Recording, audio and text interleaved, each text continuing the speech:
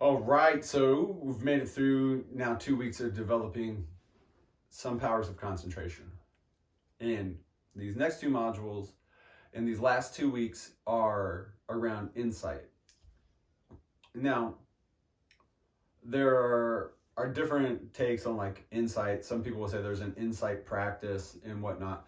But from my perspective, insight is a fruit of a meditation practice. And I'll talk a little bit about that. And some of the readings today are really speaking to that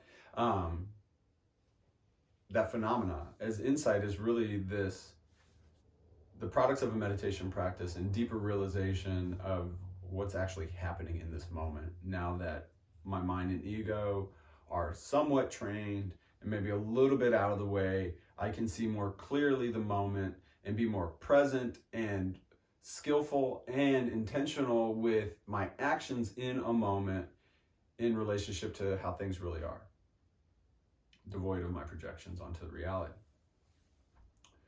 But one of the first ways that we can start to really cultivate and practice insight within a concentration practice is, right, we're starting to train the mind, we're starting to bring the mind very tightly to an object, holding it very tightly, steering it back to that object as it deviates, bringing it back. Resting more and more consistently. Now, as we're starting to tie the mind more tightly to the object, it's resting for a greater duration of time, hopefully. We can start to work to notice the space of awareness that concentration is happening in. Now, this will happen spontaneously, but we can also work to cultivate it. So the mind is concentrated, the mind is focused. And we start to develop a familiarity with the space in which the concentration and focus is happening. Essentially where the mind arises from, where the ego arises from.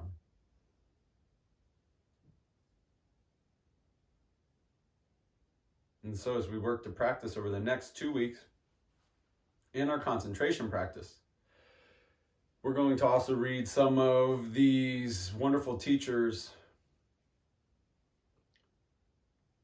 insights from their practice. But as we're practicing and we find ourselves being well concentrated, right concentration, take a moment to then let the concentration maintain and notice the spaciousness in which concentration is happening. And then when we lose it, we come back, concentrate, develop that, center that concentration, keep that concentration. And then inhabit the spaciousness in which concentration is happening. From that spaciousness, essentially, the mind is actually arising and manifesting. The ego is arising and manifesting from that spaciousness. And then this phenomenon of insight can really start to be generated from this practice, because as the mind becomes still, as all the preferences and the biases of the ego begin to become more quiet, the mind will start to actually reflect awareness back upon itself. From that, the phenomena is insight. As we said, essentially, the mind starts to reflect the truth.